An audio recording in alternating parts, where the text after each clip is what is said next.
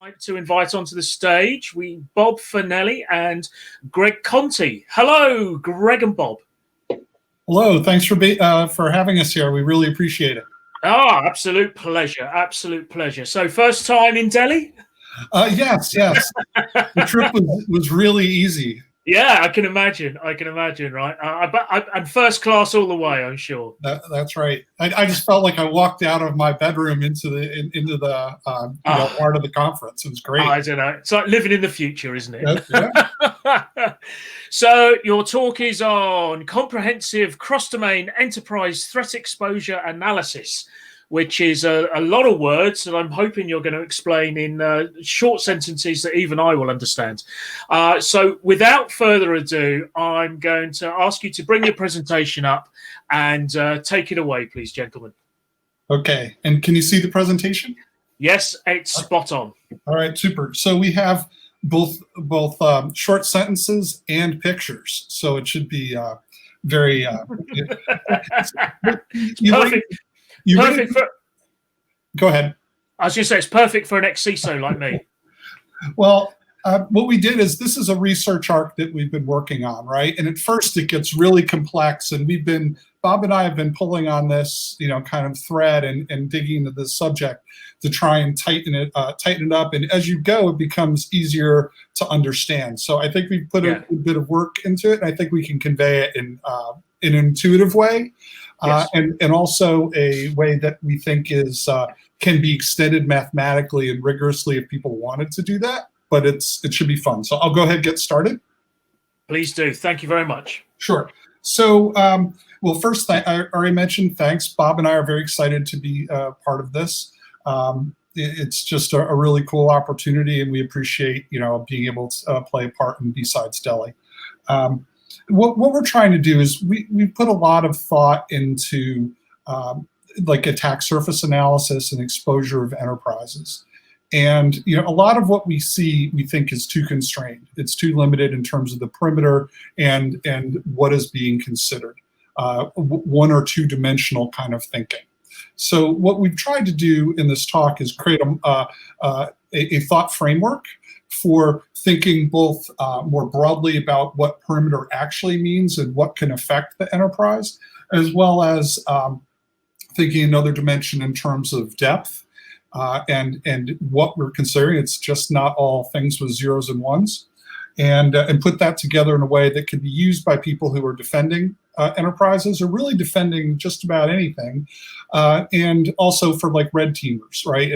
And other people are in that ethical offensive mode.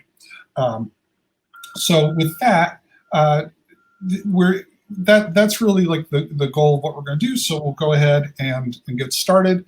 No one actually reads the disclaimer slide, so we thought we'd have some fun with it, and to put a lot of effort into this slide. But the idea is that we're here just as individuals, and we're not representing or speaking for any of our current or past employers. And Bob, would you like to introduce yourself? Sure. So I'm Bob Fanelli, principal with Capitian. I'm a computer scientist and security practitioner by trade, with extensive experience both in the private sector and in the U.S. Army, with service at United States Cyber Command. And I'm Greg Conti. Similar to Bob, I've been working in cybersecurity a long time, like north of 20 years. Have worked at United States Military Academy, National Security Agency in the USA, as well as U.S. Cyber Command. And we recently came together and formed a company called Capitian. Okay, so to frame the discussion, it's always important to use Star Trek or science fiction analogies. So before we get into this, we understand this is a security conference. And in a security conference, you cannot get Star Trek canon wrong. So we've tried to get it right, and because we know someone will say they were wrong, the flux capacitor was inverted and not the way you depicted, and then we'll be called out in Q&A. But seriously, so this is a battle where they're in a space anomaly. Captain Kirk and Mr. Spock are facing a sophisticated adversary in another ship. Sensors are down, right? So they don't know what's out there, and they're in this anomaly. And now they're trying to get into the head of their adversary. He followed me this far. He'll be back. But from where? From what direction? And Spock responds, he's intelligent, but not experienced. His pattern indicates two-dimensional thinking. So they're on the ship. Kirk then gives the order to go up in the Z dimension, 10,000 meters, and to stand by photon torpedoes. So the ship moves, and of course it works. They come up right behind their adversary, and they fire the photon torpedoes with the expected ending, right? But the idea here is they were facing an adversary that wasn't thinking in enough dimensions. They were, and they were victorious. And I think that kind of same line of thought is very helpful as we think about our attack surface and how we link to other organizations, how we can be approached. So that's really the premise of what we're talking about, that defenders, we think, fail to consider the entire projection of their organization in virtual and physical space.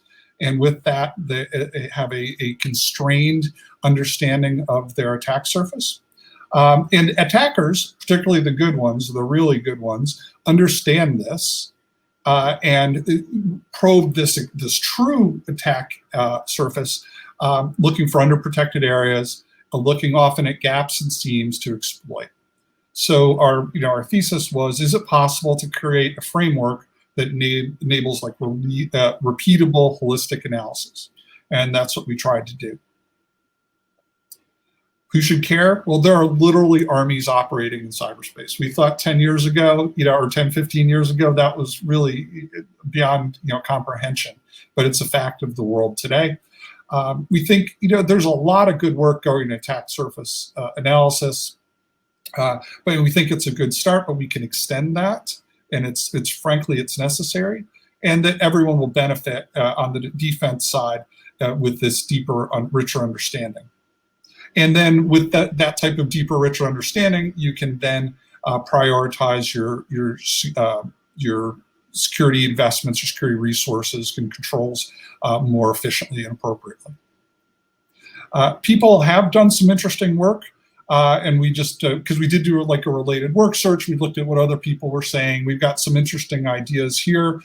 We'll share the slides when this is done, and we put links in here. So if you're interested in kind of this pushing out of the attack surface, these are worth taking a look at. But we think we've moved beyond what they show here. Again, you see it's more of a two-dimensional kind of approach. So this idea of understanding the enterprise's threat exposure, its attack surface, links to a lot of interesting areas. And we've kind of explored those areas as part of the research that we're doing. Things like attacker TTPs, how defensive planning can take place, analyzing your adversary, things like attack graphs. The military's put a lot of thought into multi-domain operations, that business best practices, things like business continuity planning, disaster recovery all play a part. And then your traditional InfoSec, things like the CIS top 20 steps number 1 and number 2 also play a role. So what we've tried to do in the talk is kind of connect some of these dots as we go through. First, as a start, I thought it was interesting to take a look at how militaries think about like layers in terms of operations and offense and defense. The US military uses the phrase operational domains. Things like sea, land, air, and space. And that's where battles are fought, conflict is waged, and defense and offense takes place. It's a way to think about it. But they've recently expanded their thinking. So NATO recognized cyberspace as a domain of operations. It's man-made, it cross-cuts all the traditional physical planes. And there's also the electromagnetic spectrum, which similarly, obviously not man-made, but it cross-cuts all of the planes as well, and there's discussion. So this kind of is like a framework for how the military is thinking about it. And contrast that to kind of traditional military. This is a depiction of a battle position. In this center, in the center in the circle, you see little fighting vehicles, right? And they're in a circle, and they're surrounded by a security perimeter. They have anti-tank weapons. The arrows that fan out that's like their area of responsibility. That's what they can shoot at. That's what they can hit.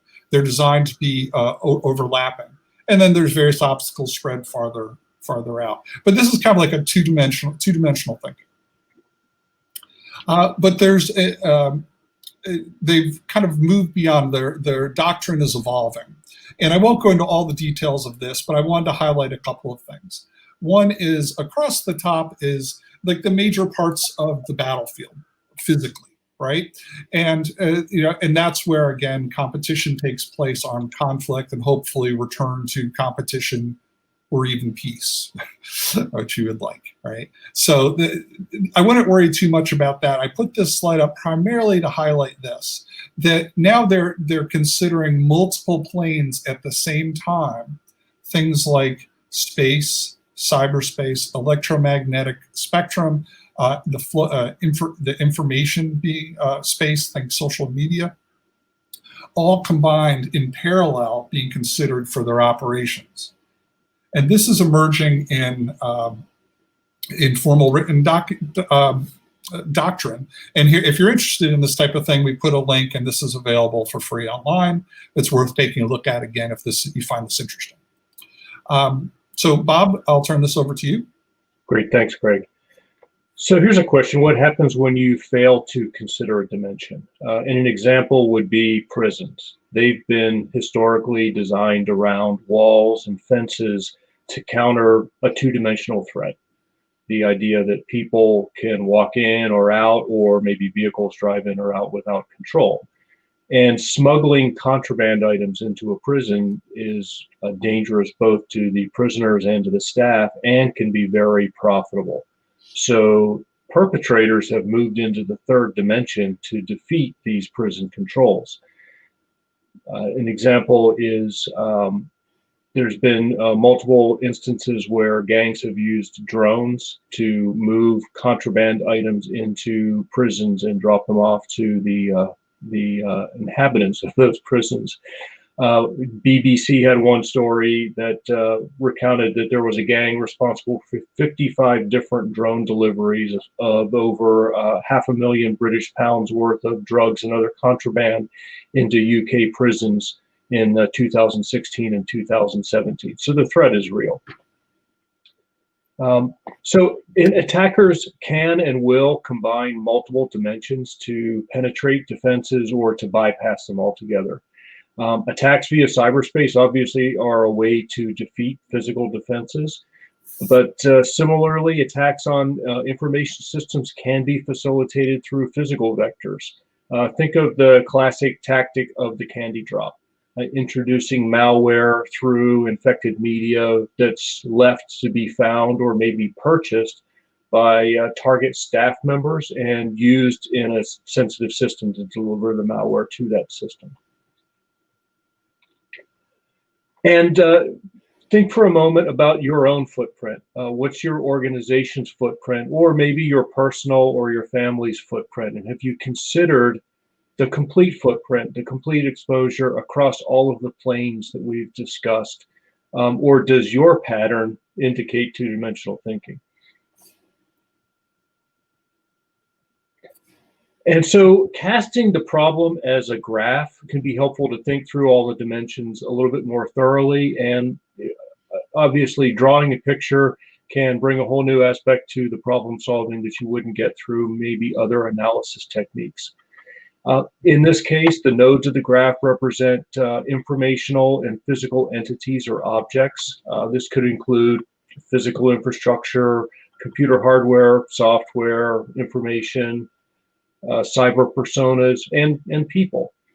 And depending on your perspective, a node could represent a single system or a person or an aggregation of many objects that together play a given role within your footprint.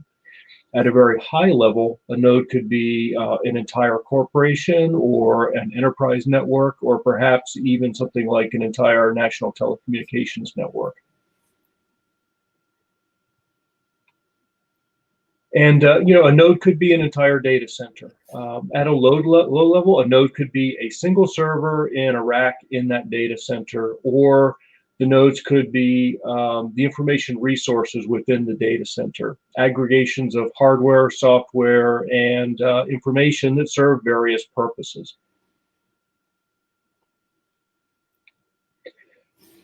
So node graph is complete with just nodes. We need links as well. And the links of the graph represent the relationships between the nodes, between all these entities that we're considering. These could be things that we're familiar with, like communications path, but they could also be lines of influence. And they're not necessarily just network connections. The links could exist on a single plane, like a typical network communications, or they could cross the planes, like something like a human-machine interaction. It's also useful to consider the links as being either bidirectional or unidirectional.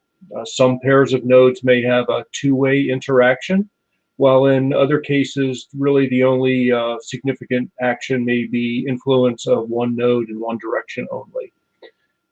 So these links are the ways that the nodes can have an effect on the others. So take a single high-level node. As an example, call it Acme Corporation. Looking top down at the two-dimensional plane and zoomed out all the way, all of the systems, services, personas, and people that make up Acme could be viewed as a single node. However, zooming in, Acme could resolve into successively smaller nodes representing business functions or network enclaves, business units, and into more detail until at the lowest level, nodes could represent individual devices or individual people.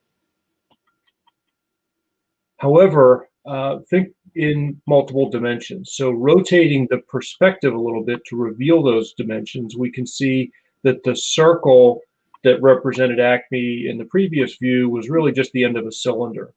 The objects and entities on the various planes work together and interact to make up the Acme node. The objects within Acme can influence and communicate with each other. So it's possible you could create graphs of nodes and links within Acme that span the different layers and join them together in ways that may be useful, if such a perspective was useful for the analysis. And a link can be an aggregation of relationships or communications paths between elements that make up two nodes. It's almost analogous to a communications trunk or a multiplex connection that bears or potentially bears a variety of individual services and circuits. So this diagram depicts that a relationship exists between Acme and a second example node, call it Globex Corporation. And again, so rotating that view a little bit to give us that multidimensional perspective, we can see how the links may also be composed of subordinate links. Many of these would logically fall within a single layer like network connectivity, but they can cross the layers as well. For example, a persona in one node may have influence over physical devices in an adjacent node. And zooming in, one could eventually reach a level where individual circuits or pairwise interactions become apparent and meaningful.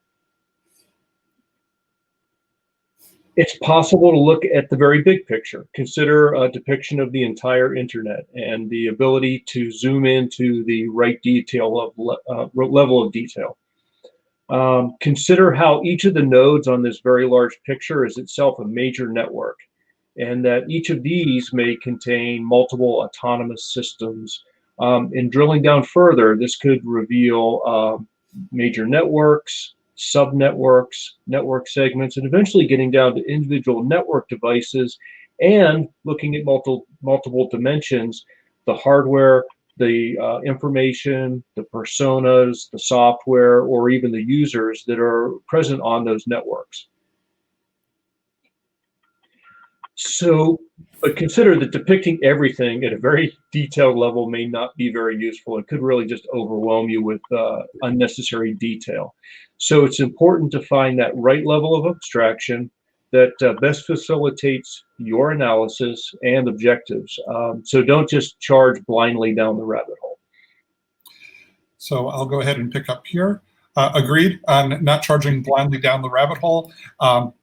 For those of you that have studied information visualization, there's the concept of semantic zoom.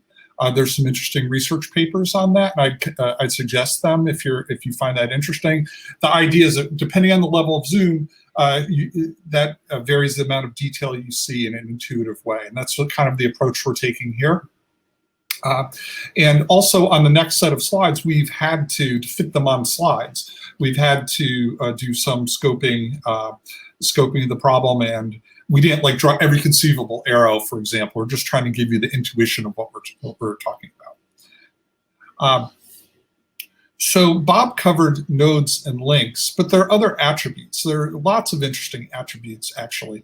One that, as we were studying this, degree of control, I think, is really essential, particularly from the defender's perspective. And how do you describe the degree of control you have over any given link or node?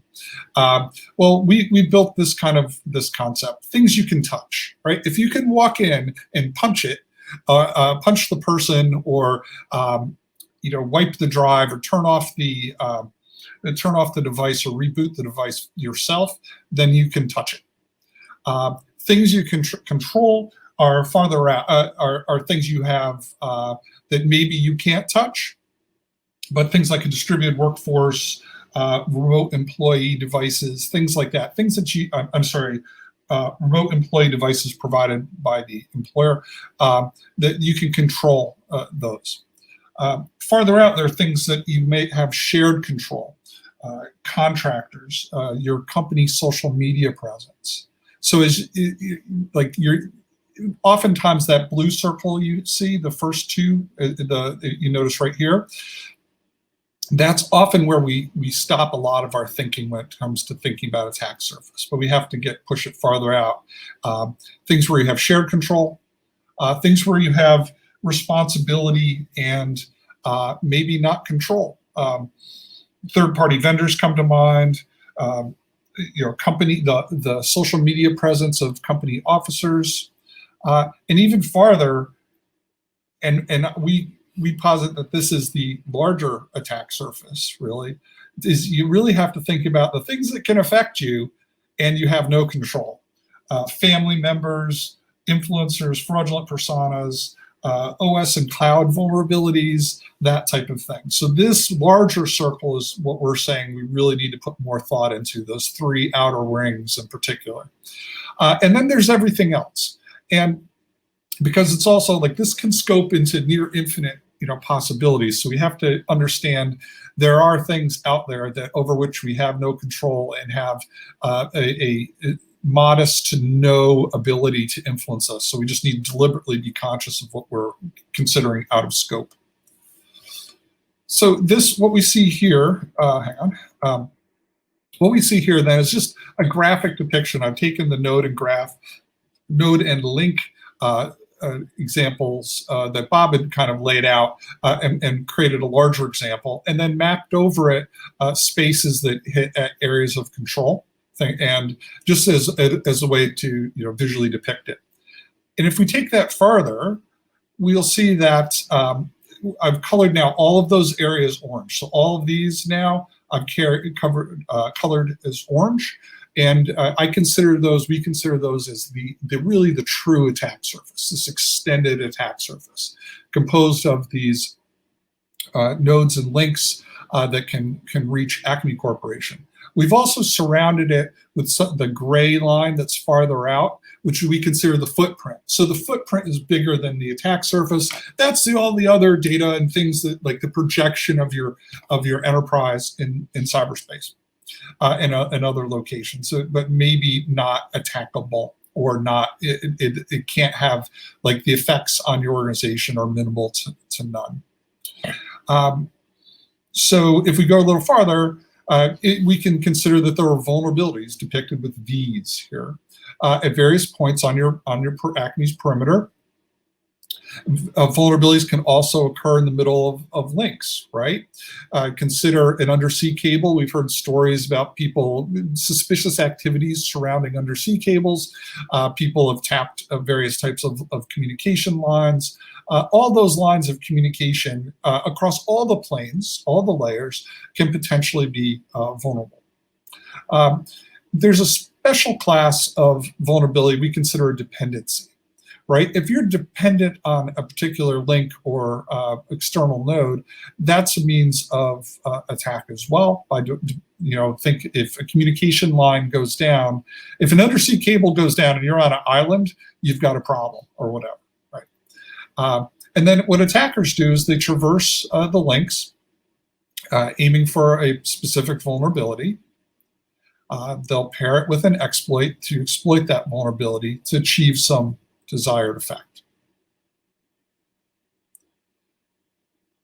Now, this is the same chart. I've seeded some different vulnerabilities and dependencies. And you can consider a direct attack, like I just showed previously, right? So you traverse the link, the attack vector, and exploit a vulnerability to cause some sort of effects. That's really what we're thinking, not like an effect is something you can cause. It can be destruction or disruption or any deception, any myriad number of effects you could cause. And sophisticated attackers think that through very carefully. But you can also have indirect attacks. Like as I mentioned earlier, if you're dependent on that link, an attacker can exploit that vulnerability and cause a desired effect, like disconnecting you from the network or slowing your traffic or whatever. You can also have indirect attacks that are farther out. That you can chain a series of attacks to work through the network up to the perimeter, so they can be farther out in the attack surface, maybe outside what you would normally have considered as during your traditional attack surface analysis. And that it could also come in from other directions, that these nodes are often interconnected. If one of them, say, is a major cloud service provider or a provider of a certain accounting software or whatever, that it can, taking out that node can cause others that are dependent on it to have failures that then in turn impact you. So I think this is a useful way to think about it. And also want to show a couple of special cases. We've already discussed the dependency, but there's also some of these links, as Bob mentioned, can be one way. Information can leak across them. If you've seen the crazy creativity surrounding side channels, for example, sound and light and heat and energy consumption,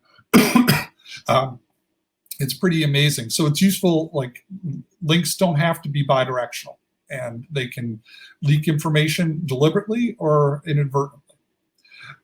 There's also blind attacks. There's a whole class of blind attacks where the attacker can reach the destination, cause something to happen, but they don't get immediate feedback across that link, right? But they might look externally for effects that are caused. Did the web server go down? Maybe, or is it slower? Those type things, they have to go in from another angle to get that feedback. Now, we'd like to extend the idea further. We've talked about looking at this from multiple dimensions.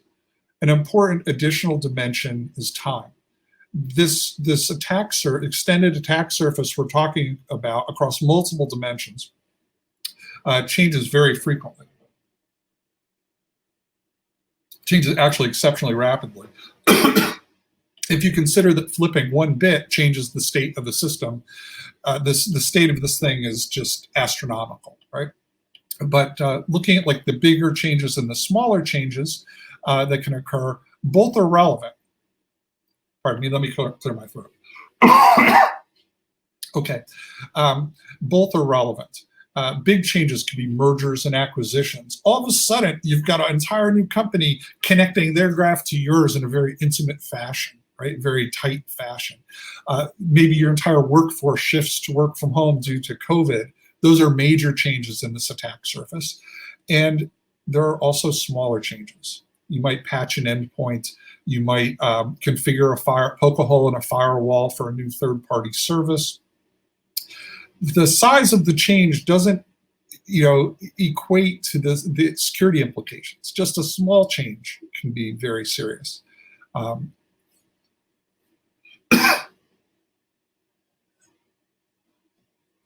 For those of you who are interested in learning more, I recommend Rob Joyce's Usenix Security Talk, where he talked about the patience of adversaries, and they will monitor the attack surface over time, waiting for the vulnerability that they need.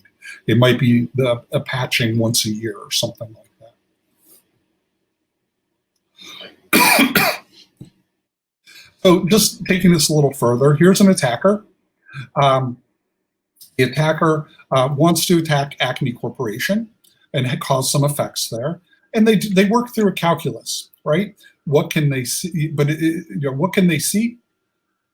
Seeing something, doesn't mean they can reach it. Then they'll look at what is vulnerable, what is exploitable across this whole set of links that we see here. What's the effect they want to achieve? How much work do they have to put in to do it? And how valuable is the effect versus the risk? So there's this entire calculus that takes place. And I want to show next, like this idea of traversing multiple, well, here we're considering multiple layers, multiple links. Now I just want to show one potential multi-layer attack. So in this case, maybe the attacker works through a particular persona. He's able to infiltrate this other organization gain some privileged access, for example. And they're able to work through a persona, go across and interact with a persona, like a social media persona in another, in Acme Corporation, which then deceives the human in some way, causing them to interact with another human and ultimately achieve the effects that they want. So that's what we're trying to get at, is thinking in terms of attacking across multiple layers here. And bringing, let's see. Okay, Bob, it's over to you, right? This is yes. Okay. Yes. So thanks, Ray. Sure. So this table is really depicting representative examples of combinations of these different planes and the degrees of control that Greg just mentioned. In a full analysis situation, each of the cells in this table could easily involve research and brainstorming sessions that would fill a single cell with many very specific possibilities for your situation. This is really just an idea of trying to say, well, what would an example of each of these be? Try to lay that out. And thinking through, many of these situations are going to be situationally dependent. And I'd say one example could be the monsoon in a South Asia scenario. This is something that would probably fall in the responsibility but not control area. Obviously, one can't control the monsoon, but if I'm responsible for some sort of security aspect or operational aspect that could be affected by the weather, I better be prepared for that, because the monsoon happens and it's a predictable thing, and obviously something that I should be prepared for.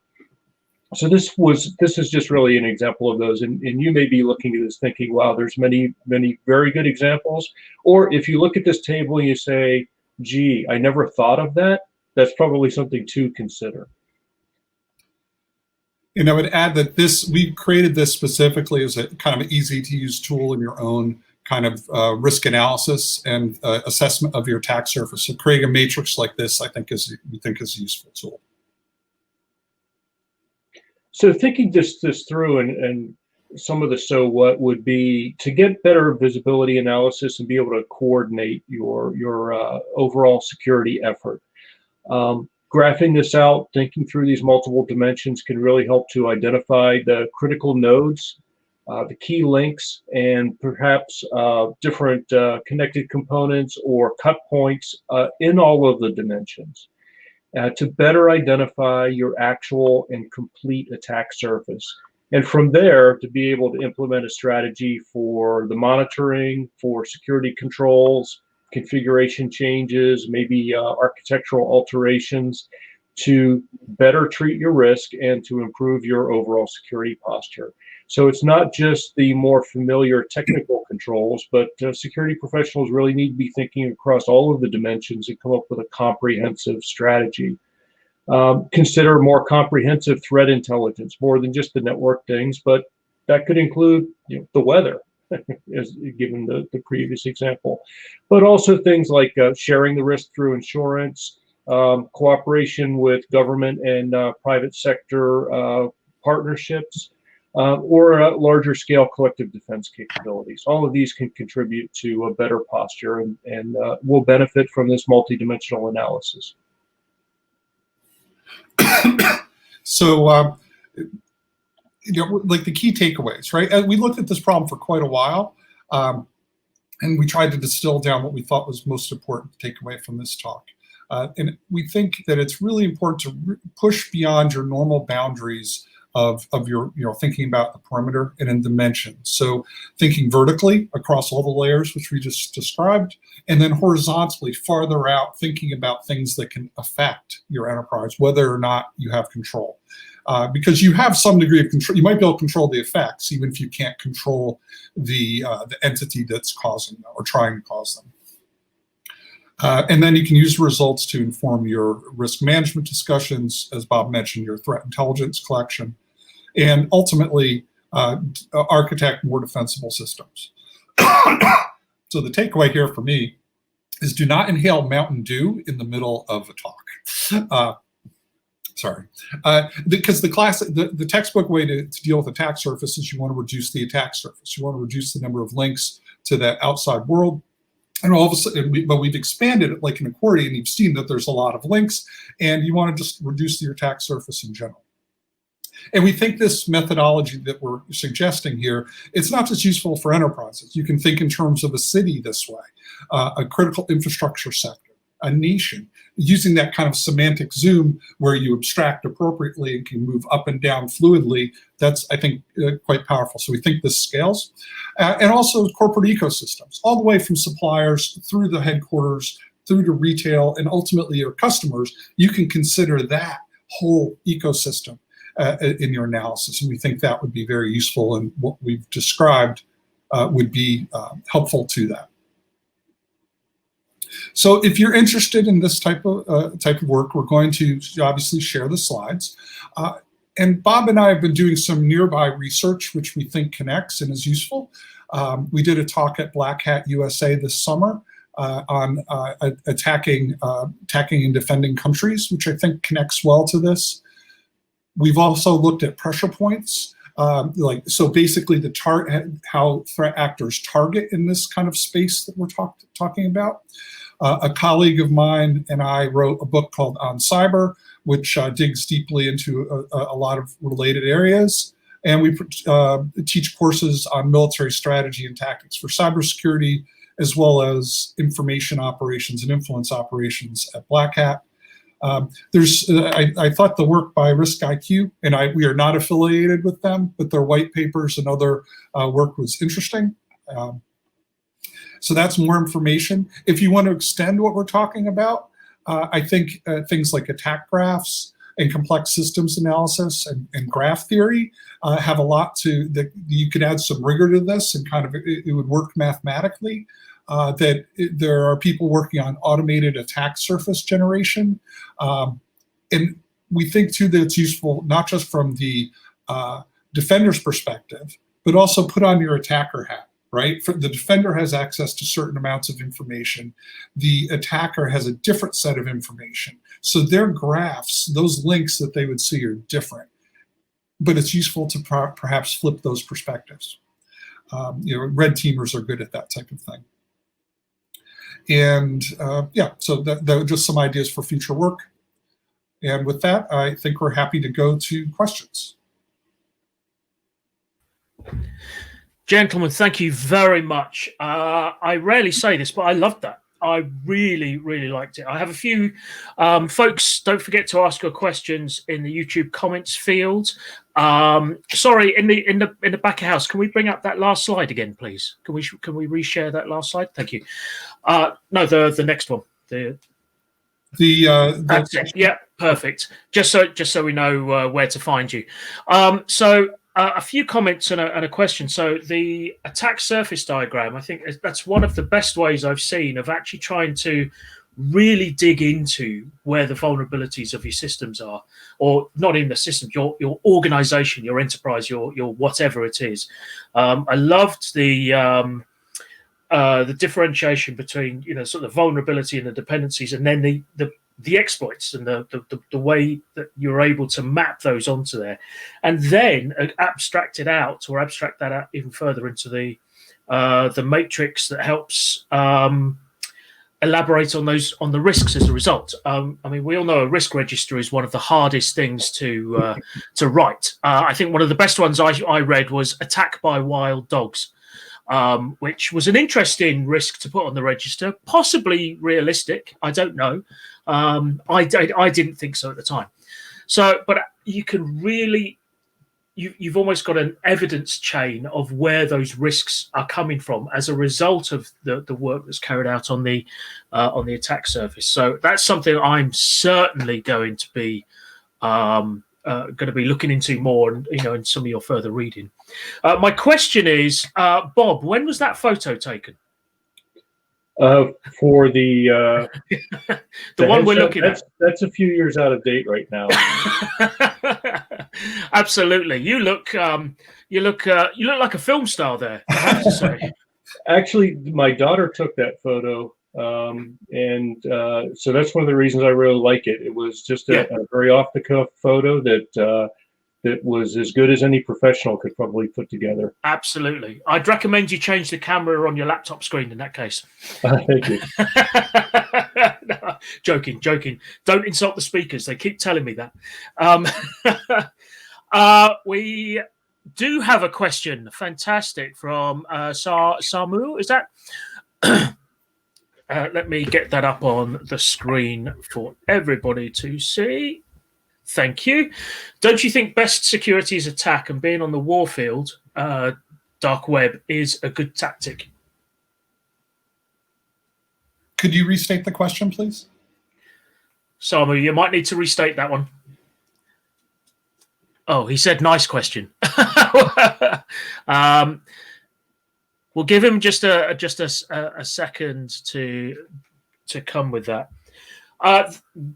Yes, so Samu, if you could restate that question slightly. In the meantime, the other aspect that I thought was very interesting was, how everything changes over time and circumstances. And I think so often risk registers are just, once and done, or once and done at least for 12 months. And I think actually the further work on automating some of this attack surface work, etc., is going to make it's potentially a game changer in our understanding of risk within organizations. I think it'll tie to the ability to automatically generate it. It's all in the data, right? Like, what do you have access to? What don't you have access to? What can you automate, and what do you just not have the data or the authority to access the data that you need? So it's gonna limit. I think there'll be like blind spots just because of you can't collect certain types of data. I don't know. What do you think, Bob? Yes, and I think the mention that a risk register is a difficult beast to create and maintain. I would definitely agree with that. And it takes a certain mindset to do that. I think that there are people who are very good at that, and can help expand the thinking of the technologists into more of these areas and thinking through the risks, both the effects and then the things that present risks, the threats that are out there that are very helpful. You mentioned background as a CISO, so certainly, hopefully, this talk resonates with that larger picture. And it's good for all of us, both the hands-on technologists, the people who are dealing with risks and management, to think through all of these factors together. Yeah. And I think too that I would not be surprised if we think that there are literally armies operating in this world, in cyberspace, that what we're thinking, there are people who probably have mapped out a lot of this and have giant, like attack, war plans on the shelf. Well, they have cheap labour to do that, right? Yes, that's the thing, you know. Yes. They have a sheer well, they have an army of people. Funnily enough, it's clues in the name, an army of people to do these things, and it's a very sort of military thing to do, which is document everything. So yes, absolutely. Well, we've come up onto time.